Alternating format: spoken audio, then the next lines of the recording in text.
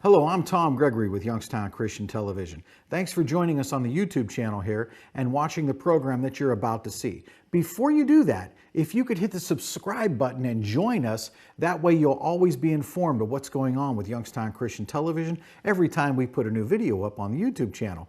Thank you very much. We appreciate that. What's the real story? How did all of this come to be?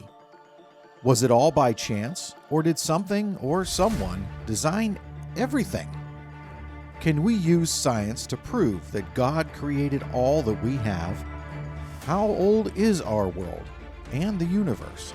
Join us as we learn from our host, William Henry, and discover that the story of the earth and our universe is really his story. Welcome to Discovering His Story, an attempt to integrate the biblical history with the history of the secular cultures and to see how they interact and influence one another. We're in the midst of looking at a video produced by David Macaulay on the pyramids. We're in the Old Kingdom period of Egypt, and that's when the pyramids were built. And so we want to examine how they were built, what their significance were, and the story behind it. And this film does a great job. If you missed the first part, go into the archives and watch the previous episode. And at the end of this episode, next week, we're going to get back into looking at the first pyramid and some more facts concerning the Great Pyramid. I hope you've enjoyed it so far and found it not only entertaining but informative. And so continue watching, please. Pyramid by David Macaulay.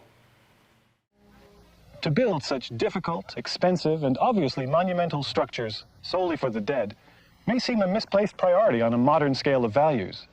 But tomb building for the monarch was so inextricably tied to Egyptian life and thought that these structures must be understood in a much broader context.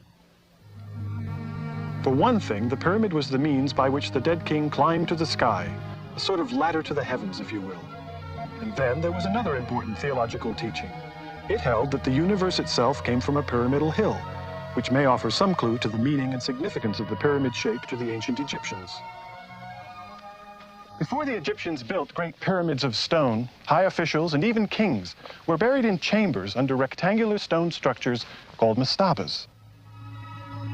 The mastaba remained the burial form of the well-to-do almost until the end of the Old Kingdom. But around 2650 BC, an architect and vizier named Imhotep designed for his king Zoser a truly elaborate tomb and created the world's first great monument in stone, the Step Pyramid of Saqqara. Previously, the use of stone in buildings had been limited. Most structures were made of mud brick.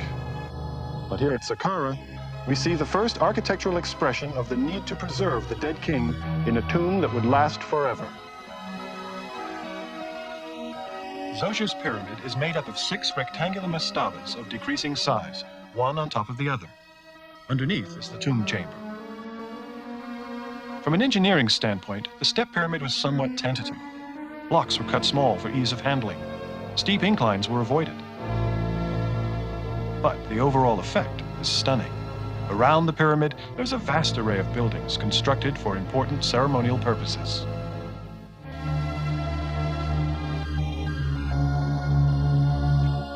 And the entire complex was surrounded by a massive wall, nearly half a mile long and 33 feet high.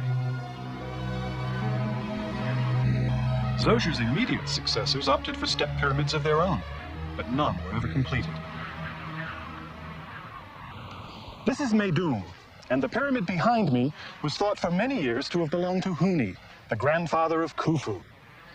Recent scholarship now points to the possibility that it is yet another pyramid belonging to Sneferu, Huni's son and the father of Khufu. He was a busy guy. Meidum was begun as a 7-stepped pyramid and later enlarged to 8. After the king's death, the steps were filled in and the whole thing covered from top to bottom with smooth casing stones. The result was the first true pyramid. Beside its slope, Meidum also contained all the elements found in later pyramid complexes. A valley temple, now buried where the dead king was embalmed, was connected by this causeway to another temple adjacent to the pyramid where important pre-burial ceremonies took place. After burial, this is where daily offerings were brought and elaborate rituals performed. There was also a space about 10 yards deep between the temple and the pyramid in which two stelae dedicated to the king were displayed.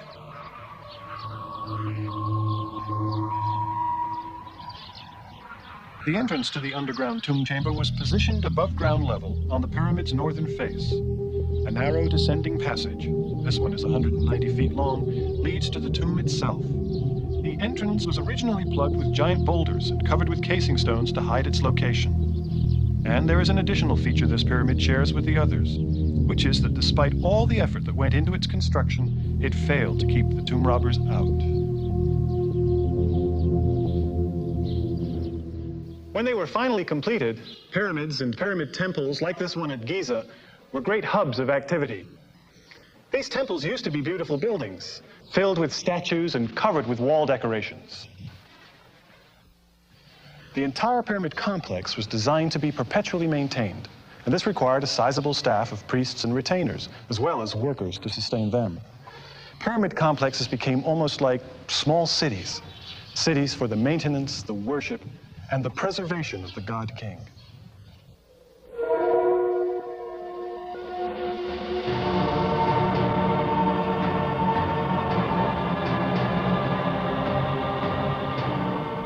Today marks the 20th year of construction on this plain of Giza. It is gratifying to see that many of the workers who began this project still labor here today in the service of the king. With my father's pyramid so well underway, it was time to begin work on the temple, in which he would be prepared by his priests for the afterlife. Nebka, now that we have completed the pyramid temple, we're almost out of granite. But that will be taken care of when Prince Kawab returns from his latest expedition to Nubia. Won't it? Yes, let us hope so.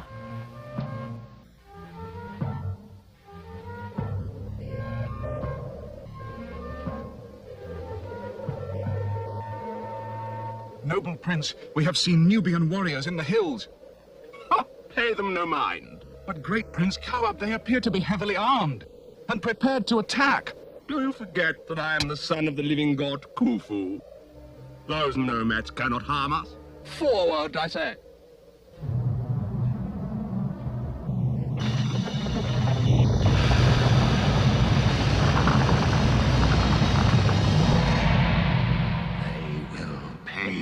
This outrage. Those who offend the majesty of Re, 1,000 times over, they will pay. This is the word of Khufu. The loss of my cherished brother, Kawab, weighs heavily upon my father. He worries for Mart and the stability of this world, when it will be his time to leave it. At least you may take heart in having other fine sons who can take up the golden wings of Horus after you. But it was Ankaf who had to tell my father that I, the next in line, had decided I could not be his successor. Trained my entire life as a scholar and scribe, I knew I could not fulfill the godly role of king. And so my younger brother, Baufra, will now someday take his place. Hodelef wishes to remain a scholar and scribe, and has told your father he will not be king. This leaves Meretiti's third son, Baufra, to come before you in line. Then what chance can there possibly be for me, Mother? What chance was there for Baufra while Kawab lived? Your thoughts are not grand enough, my son. That is your only problem. It was not long after Kawab's tragic passing that my three brave and royal brothers set out on a leopard hunt. Baufra, I'm told, was envious of the noble animal Khafra had slain, but Jedefra generously confided to him where he might find an even greater leopard.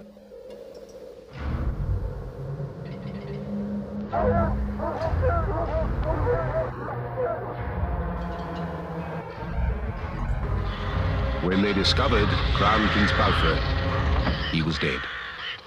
The huge leopard he sought was never found. And when my poor brother Jedefra had to relate the sad events to my father Khufu, His grief was unbounded. Father, At last, the prize is in sight. You, my son, will be the next king. Rebellion in the south. The plundering of my grandfather's tomb. The loss of Kawab and now Bathra. Mart is surely out of balance and needs to be restored at once. If not, then what? It is even possible my father's pyramid would not be completed within his life on Earth. I have given these matters much thought, my lord. I have heard of a wise old magician, Dedi by name, a man of 110 years, who lives not one day's boat ride from here. It is said of him that he even knows how to reattach a head that has been cut off, and has predicted many things in his life. Surely he will know what is to become of your reign and your royal issue. Hodedef, my son, go yourself and bring this Dedi here to me.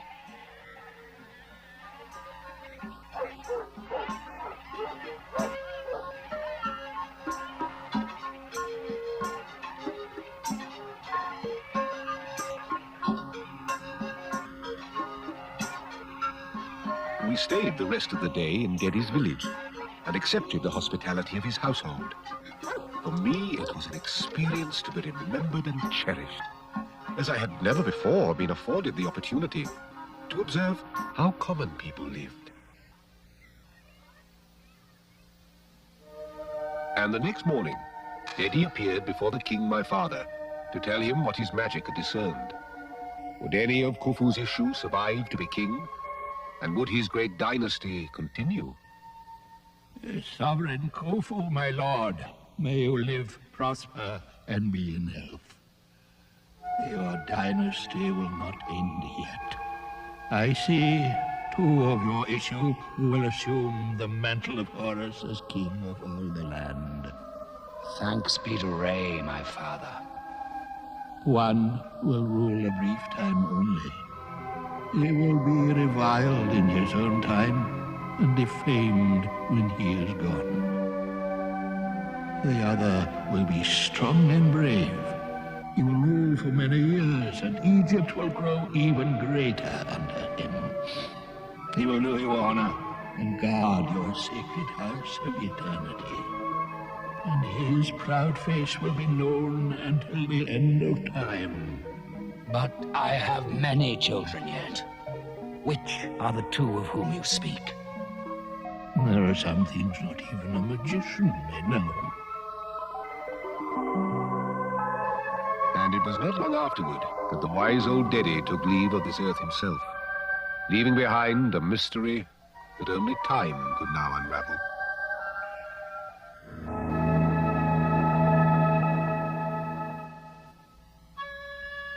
Experts at hyperbole love to recite the facts. It covers 13 acres, or the equivalent of 7 square blocks of Midtown Manhattan. It contains well over 2 million blocks of stone, some weighing as much as 15 tons. It stretches 755 feet along each of its 4 sides, and is so close to geometric perfection that the difference between the longest and the shortest sides is only 7 inches. And each side is aligned with one of the true directions of the compass. It rises at an angle of 52 degrees to a height of 481 feet, about the size of a 40-story office building. The Great Pyramid of Giza, an eternal monument to one of the towering figures of history. And yet this is the only complete representation we have of its builder and one-time occupant, an ivory figurine barely 3 inches tall. On the east side of the Great Pyramid are 3 smaller ones, which scholars have concluded were probably the tombs of Khufu's 3 main wives. And just beyond, a virtual planned community of mastabas for other family members and court favorites. The sides of the Great Pyramid now look like giant steps, but they used to be smooth, covered with a casing of polished limestone, like the casing stones on top of the other huge pyramid here at Giza. That one is only slightly smaller than Khufu's, but it's built on higher ground, which makes it appear just as large. We can see quite clearly here at its base how surface rock was neatly chiseled out of the surrounding limestone bed during the leveling process. The stone was then used for core blocks. In fact, all of the inner stones for the pyramids were quarried as close to the worksite as possible. The only exception was the fine limestone used in the casing. It had to be transported from Tura across the river. They're currently restoring the outer casing of the step pyramid at Saqqara with white Tura limestone, which will give us a sense of what a finished pyramid must have looked like.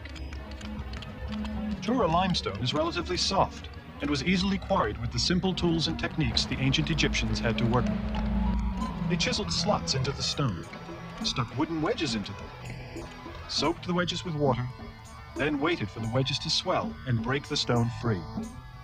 Quarrymen also used stone hammers, metal chisels, wooden mallets, copper saws, drills, and finely ground quartz sand.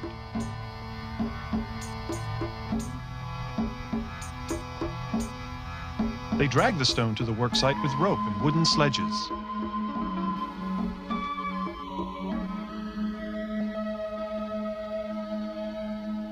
It's questionable whether the Egyptian builders ever knew of construction machines more elaborate than the large sledges hauled by gangs of laborers, or the smaller wooden rockers used to move the stones around once they were up here. There is evidence that they tried using animals and other construction aids, but they apparently decided that simple manpower was the best way of all. No pulleys were used to raise the heavy blocks. They were simply dragged up ramps of mud brick and earth. And once they reached the appropriate level, they were levered into place, but not before the masons had cut them with incredible precision. Even the large granite casing stones like these on the third pyramid at Giza fit so tightly together that you can't slip a piece of paper between them. The hauling was done by gangs of conscripted peasants, most of whom probably worked seasonally, a few months stretch after the harvest and during the inundation. But they were not slaves. They were paid with food and clothing. And once their annual work for the state was completed, they returned home to their fields of wheat and barley, either a little worse for wear or in great shape. Take your pick. Of all the debates over pyramid construction, probably the most spirited is the one over the type of ramp system used. Some people believe a single ramp was built from the local quarry to the top of the pyramid. Others maintain that 4 smaller ramps spiraled around the sides of the pyramid, each beginning at one of the 4 corners. There's yet another theory that seems to combine the previous 2. Though the debate continues, it's encouraging that the issue has settled on ideas about building techniques, rather than on preposterous and demeaning notions of astral visitation and black magic and so on. As it turns out, ancient civilizations did possess the technical skills, the determination, and the imagination to build such structures, and without the help of alien astronauts and supernatural forces.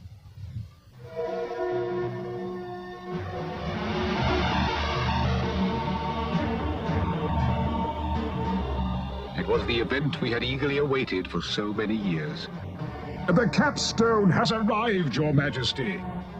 A magnificent, smoothly carved block of limestone, sheathed in gold.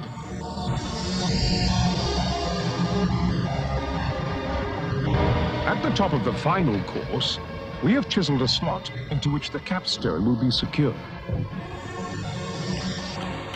As the mud brick ramps are removed, scaffolding is erected so the workers can chisel away the steps of the casing, leaving the entire surface smooth. As they complete their task, others polish it to brilliance. With that, my father's great pyramid was complete.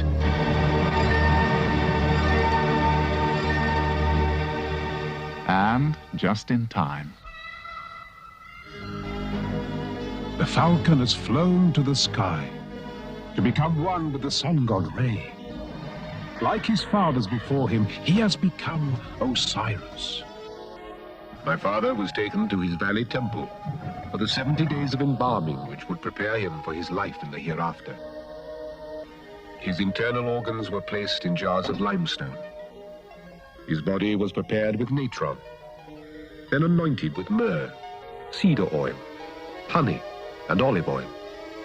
Incense was burned. When the embalming was completed, he was wrapped in strips of fine linen, upon which his own features were painted, to assure that his body could be recognized by his car.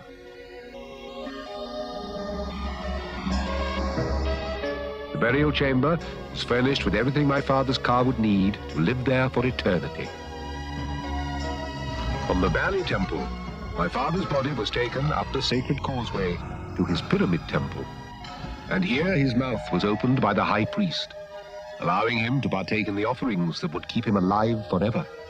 And here he was awakened to his everlasting life as Osiris. As my brother, Jedefra, became the falcon, Horus, king of this life. At this moment, my mind traveled back to the words my father had said for his father, Sneferu, as the dead king was placed in his pyramid. Hail to you, ladder of the god. Arise, remove your earth, raise yourself that you may travel in company with spirits, for your wings are those of a falcon. Cross the sky and make your abode among the followers of Osiris, the imperishable stars. And deep within the pyramid, inside a case of granite, my father's body was placed to rest, to watch over us, over all Egypt, his people, safe and protected for all time to come.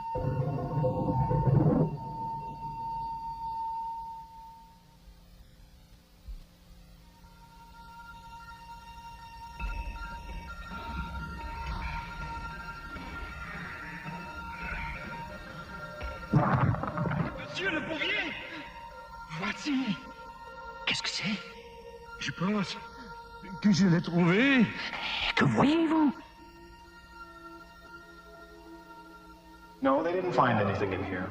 The archaeologists who accompanied Napoleon in 1798, or the Italian chaplain André Thevet, who entered the Great Pyramid in 1549, or the French explorer Pierre Bellon, who did so 2 years before that, or the Muslim caliph who sent his diggers all through the pyramid looking for the legendary treasures of the pharaohs, all came out empty-handed. Of all the tantalizing mysteries associated with the Great Pyramid, the failure to uncover any substantial evidence of its builder is perhaps the greatest mystery of all. We know this was Khufu's pyramid primarily because workmen painted the king's name in the ceiling structure of the burial chamber. The pyramid temple, which would have clearly established the name of the monarch, was totally destroyed. One of the many mysteries of the Great Pyramid is this incredible grand gallery deep in the heart of the pyramid, which leads up to the burial chamber. Our story offers a possible explanation. No other pyramid contains a burial chamber so high up in the structure itself, and no other has such an impressive way of getting there. We have the pyramid itself and nothing else. A situation tomb explorers found over and over again, which is what makes this particular tomb in the Valley of the Kings so extraordinary. This is the tomb of King Tutankhamun, a monarch of the New Kingdom's 18th dynasty, who probably died before the age of 21. Though he might have had a relatively small impact while alive, his significance in death was enormous. Of all the tombs of the Egyptian kings, Tutankhamun's was the only one to survive intact. And that was only because it was completely covered by rubble and debris from a later, larger tomb. It was discovered in 1921 by the English archaeologist Howard Carter, working under the backing of his patron, Lord Carnarvon. The treasures they found in just these few small underground rooms take up an entire wing of the Egyptian Museum.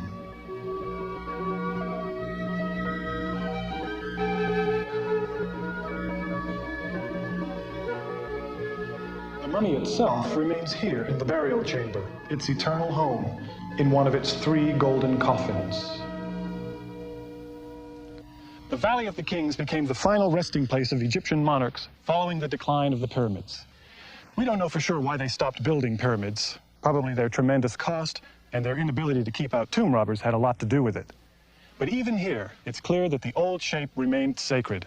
High above the Valley of the Kings, a natural pyramid formation etches the sky.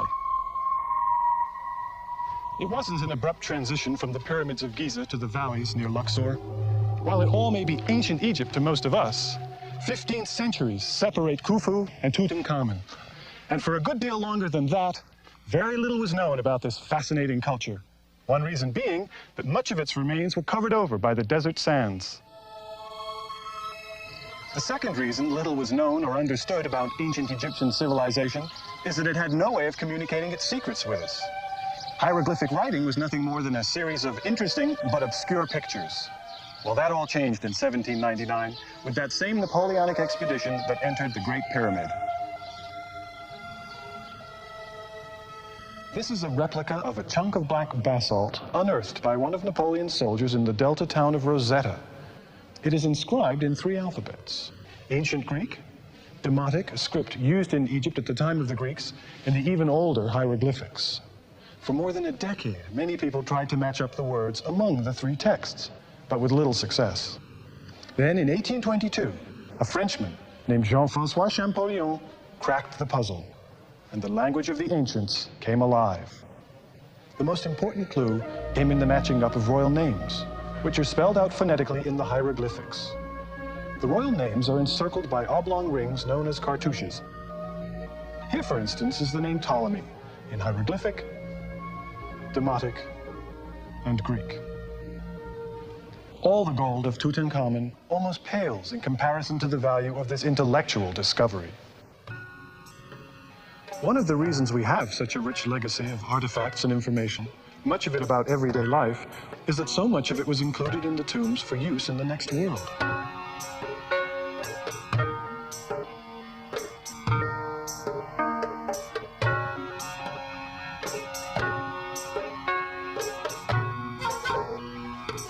This was one society that clearly believed you could take it with you.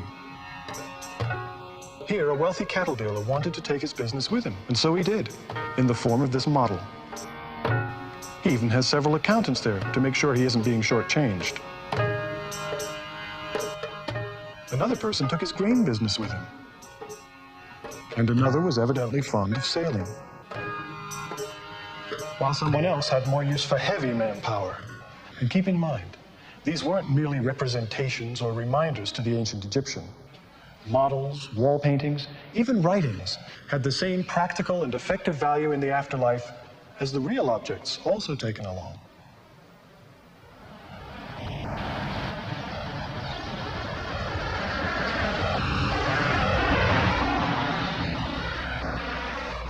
So we have some answers to what this civilization of so long ago was actually like. And the search for more of them continues, as it has in earnest now for almost 200 years. Like Howard Carter and Jean-François Champollion, modern archaeologists and scholars from Egypt and around the world are still searching for clues to those elusive mysteries, which may lie just below the surface of the desert sand, or may remain as inscrutable as the Great Sphinx, the protector of so many tantalizing secrets over the ages. The Sphinx is part of the second pyramid complex here at Giza, which, despite the way things were going in our story, does not belong to Djedefre. He is thought to have been entombed about 5 miles to the north at Abu Rawaj. Almost nothing of his pyramid remains, and it is doubtful it could have been completed in the scant 4 years of his unremarkable reign. It took a far stronger, more powerful, and long-lived monarch to build the second of these 3 mammoth structures, to inspire, challenge, and fascinate forever. Mother, will I become Horus one day, too? I do not think so, Khafra. Your brother Kawab is first in line to be king, but I am sure your future will also be great. Yes, I think it will be. One will rule a brief time only. He will be reviled in his own time and defamed when he is gone. The other will be strong and brave. He will rule for many years, and Egypt will grow even greater under him. He will do you honor and guard your sacred house of eternity. And his proud face will be known until the end of time.